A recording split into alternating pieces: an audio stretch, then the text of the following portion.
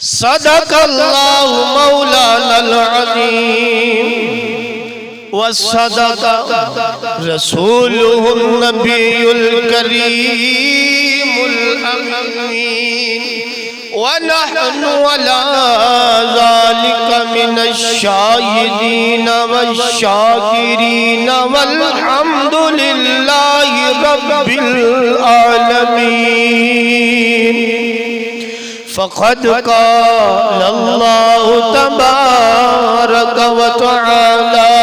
فی شان حبیبہ مخبرا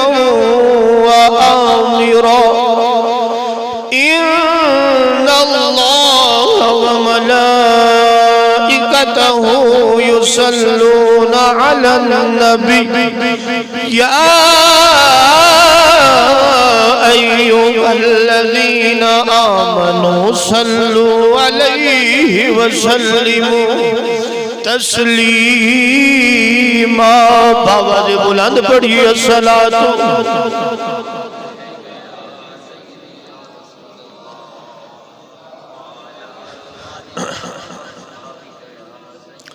پڑھ لیجئے الصلاۃ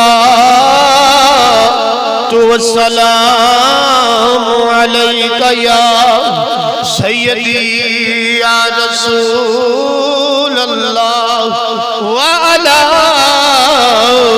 آلک واصحابک یا سیدی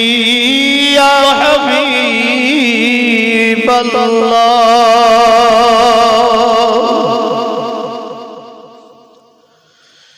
نہ کلیم کا تصور نہ خیال طور سینہ نہ کلیم کا تصور نہ خیال طور سینہ میری آرزو محمد ان کرن دے جو کر دا اپنی ڈیوٹی کر رہے تسی یہ پڑھ مل کے نہ کلیم کا تصور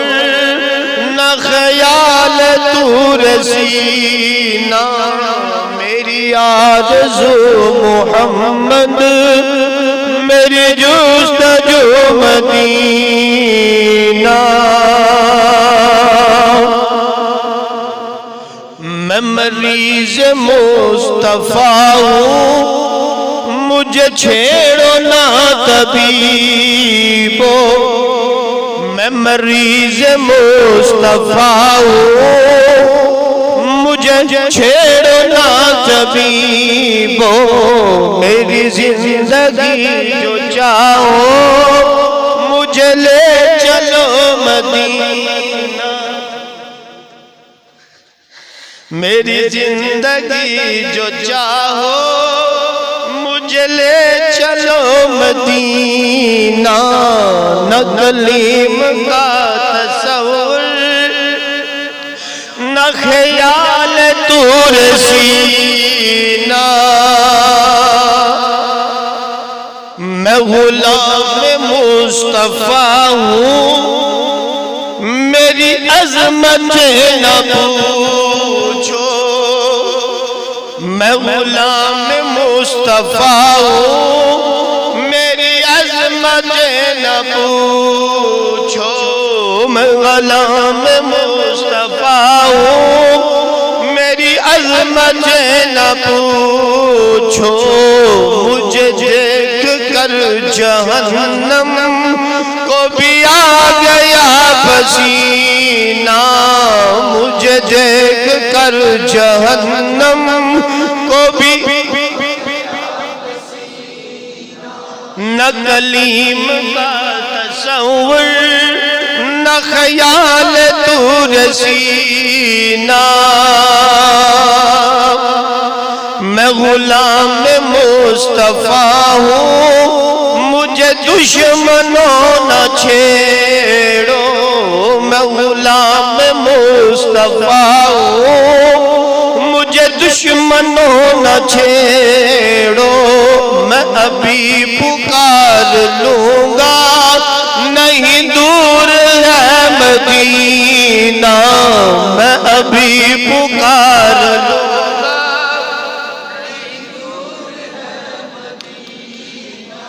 میرے ڈوبنے میں باقی نہ کوئی کسر رہی تھی، میرے ڈوبنے میں باقی نہ کوئی کسر رہی تھی، میرے ڈوبنے میں باقی نہ کوئی کسر رہی تھی۔ کہا المدد محمد، کہا المدد محمد، کہا المدد محمد، کہا المدد محمد، تو ابھر گیا سفینہ، کہا صلی اللہ علیہ وسلم، کہا المدد محمد، تو ابھر گیا سفینہ۔ کبھی اے شکیل دل سے نہ مٹے خیال احمد، کبھی اے شکیل دل سے نہ مٹے خیال احمد، اسی آرزو میں مرنا، اسی آرزو میں جینا، اسی آرزو میں مرنا، اسی آرزو میں جینا، نہ تصور نہ خیال دور سینہ، میری آرزو محمد، میری جستجو مدینہ۔ اللہ رب العالمین جو احکم الحاکمین ہے، خالق کائنات ہے، مالک ارض و سماوات ہے، سب کا پالنہار ہے، سب کا مالک ہے، سب کا رازق ہے، اور درود نبی مکرم نور مجسم شاہ بنی آدم فخر موجودات باعث تخلیق کائنات شب اسرا کے دولہ سیاح لا مقام والی عرب و عجم مالک کونین اللہ کے محبوب دانہ غیوب منزہت عن العیوب، بی بی آمنہ کے پیارے عبداللہ کے دلارے ساری امت کے سہارے احمد مجتبہ محمد مصطفیٰ صلی اللہ تعالیٰ علیہ وآلہ وسلم کی بارگاہ مقدسہ میں اپنی عقیدتوں کے لتداد درود و سلام کے گجرے نچھاور کرنے کے بعد حاضرین و سامعین، سفر المظفر کا مہینہ ہمارے سروں پر سایہ فتنہ ہے۔ اس مہینے کے اندر زیادہ تر اولیاء اعظام کے اعراس ہوتے ہیں، یعنی عرس مبارک ہوتے ہیں۔ اس مہینے کے اندر داتا علی حجویری کا عرس بھی آتا ہے۔ اس مہینے کے اندر سنیوں کے دل کے چین اور سنیت کو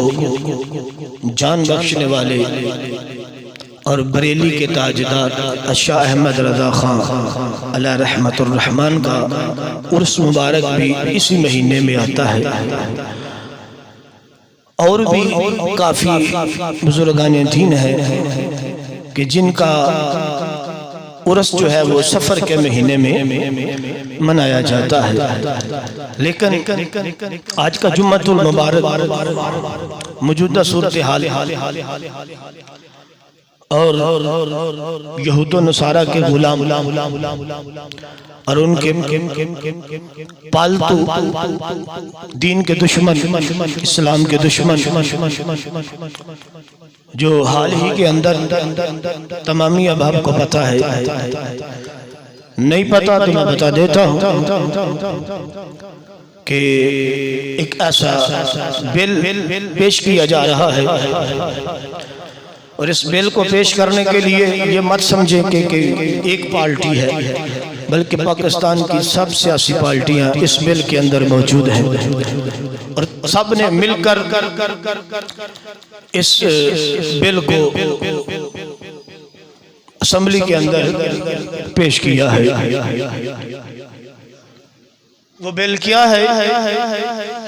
تمامی احباب بغض کی اینک اتار کر اور دل سے حسد نکال کر میری اس بات کو آپ نے سننا ہے. میں نہ کسی پارٹی کا حمایتی ہوں اس وقت، نہ کسی پارٹی پر میرا یہ ارادہ ہے کہ میں کیچڑ اچھالوں، لیکن جب بات میرے نبی کے دین کی آئے گی، جب بات قرآن و حدیث کی آئے گی، تو پھر میرا منصب یہ اجازت نہیں دیتا کہ میں خاموش رہوں. اور آپ بھی اس بات پر اتفاق کریں گے. بل جو منظور کروایا جا رہا ہے ابھی ہوا تو نہیں، لیکن انہوں نے تو اپنی خباثت دکھا دی کہ ملک پاکستان کے اندر 18 سال سے کم عمر کا کوئی غیر مسلم کلمہ نہیں پڑھ سکتا. 18 سال سے کم عمر کا بچہ غیر مسلم کلمہ نہیں پڑھ سکتا. یہ بل کے مین نکتے ہیں. اور دوسرا نکتہ یہ ہے کہ اگر 18 سال سے اوپر کسی نے کلمہ پڑھنا چاہتا ہے، 18 سال سے اوپر اگر کوئی بندہ کلمہ پڑھنا چاہتا ہے غیر مسلم، یہود و نصارہ، عیسائی، کافر، جو کوئی بھی ہے غیر مسلم میں سارے آگے، تو اس کو 90 دن حکومتی تحویل میں رکھا جائے گا. 90 دن عدالت اس کی نگرانی کرے گی. 90 دن اس کو یہودیوں کا دین بھی پڑھایا جائے گا. اس 90 دن کے اندر عیسائیت کا دین بھی پڑھایا جائے گا، یعنی مختلف ادیان کا اس کو مطالعہ کرایا جائے گا. پھر اگر اس کی مرضی ہے وہ مسلمان ہو یا نہ ہو، یعنی 90 دن کا اس کو نگرانی میں رکھ کے پھر یہ وہ کلمہ پڑھ سکتا ہے، ورنہ نہیں. اب رہی 18 سال سے کم عمر، تو جو بندہ کسی غیر مسلم کے بچے کو 15 سال، 16 سال، 10 سال یا اس سے کم یا اس سے زیادہ 18 سال کے قریب کوئی تبلیغ کرتا ہے،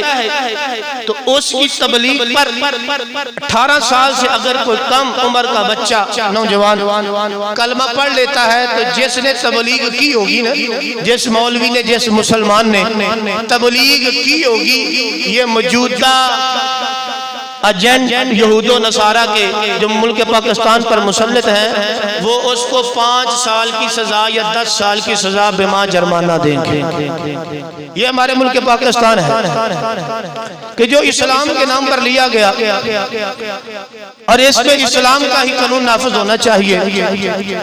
انہوں نے اس چیز کو سامنے رکھا کہ جبراً کوئی بندہ کسی کو مسلمان نہیں کر سکتا. آپ سب جو بیٹھے ہیں، میرے سے بڑے بھی ہیں، چھوٹے بھی ہیں، چلو چھوٹے تو دور کی بات، مجھ سے آپ جو بڑے ہیں، سفید داڑھیوں والے بھی ہیں، کبھی آپ نے اپنی زندگی میں دیکھا ہو کہ کسی نے زبردستی کلمہ پڑھا ہو، کسی نے کسی کو زبردستی کلمہ پڑھایا ہو، اور آپ نے اپنی آنکھوں سے یا کانوں سے سنا ہو کہ جبراً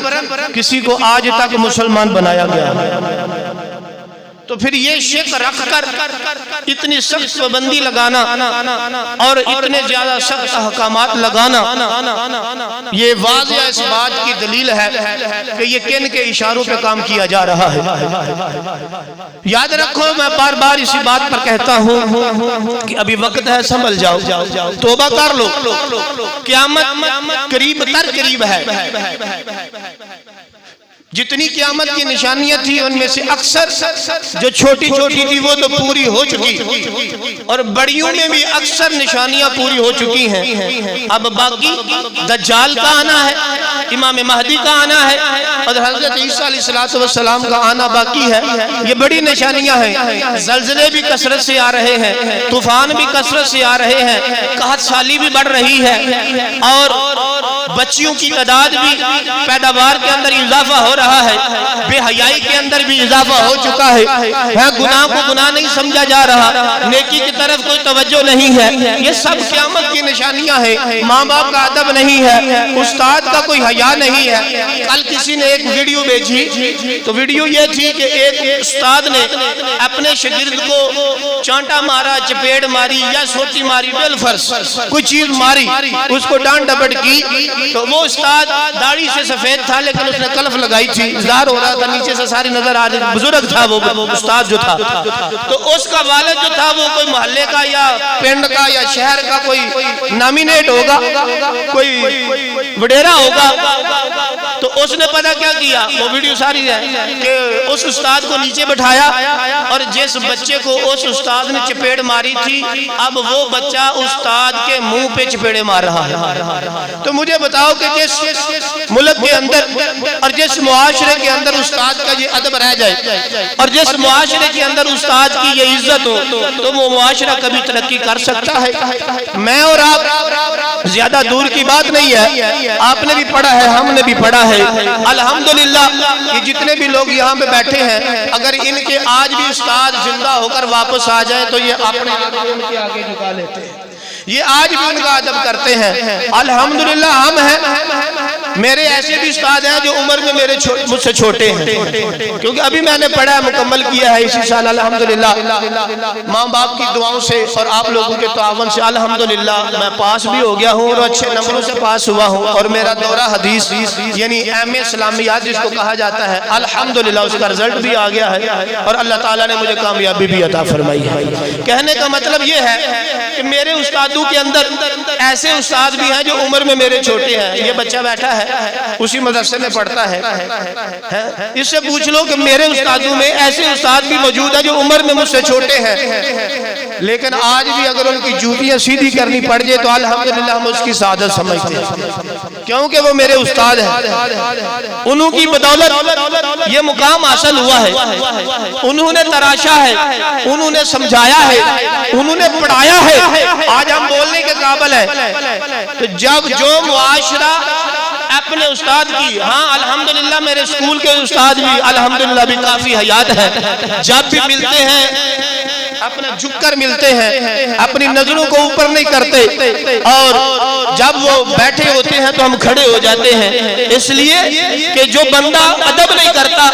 جو بندہ استاد کا حیا نہیں کرتا، جو بندہ استاد کا لحاظ نہیں کرتا، اس کی قدر نہیں کرتا، یاد رکھو وہ معاشرہ کبھی ترقی بھی نہیں پا سکتا۔ اور جو لڑکا جو بچہ بھی اور جس معاشرے کے اندر استاد کو ذلیل کیا جائے وہ معاشرہ ذلیل ہو جاتا ہے، لہذا یہ سب قیامت کی نشانیاں ہیں، اور والدین کا ادب نہ ہونا، والدین کو اپنا ذلیل و رسوا کرنا، والدینوں کو گھروں سے نکال دینا، یہ سب قیامت کی نشانیوں میں سے بڑی بڑی نشانیاں ہیں جو قریب آ چکی ہے نشانی۔ میرے آقا علیہ الصلوۃ والسلام کا فرمان ذیشان ہے اور عبرت نشان ہے کہ قیامت کے قریب لوگ گناہ کریں گے تو دیکھنے والا ہے وزد کیا کہے گا، یار یہ تو گناہ کرنے ہے تو ذرا اونے ہو کے کر لو۔ یعنی یہ وہی دور ہے نا، ایک بندہ موبائل کے اوپر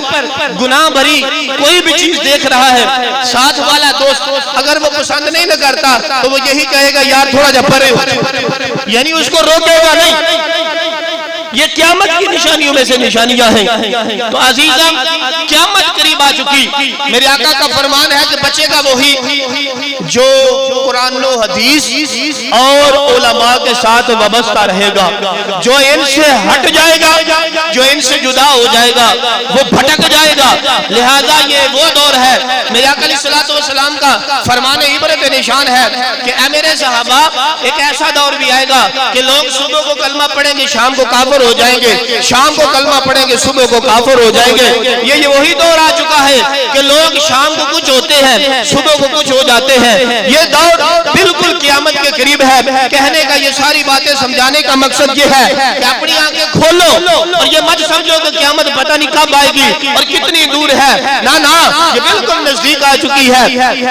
اور بالکل قریب ہے۔ لہذا اپنے آپ کو اس گروہ کے ساتھ شامل کر لو جو قیامت کے نزدیک امام مہدی کے ساتھ ہوگا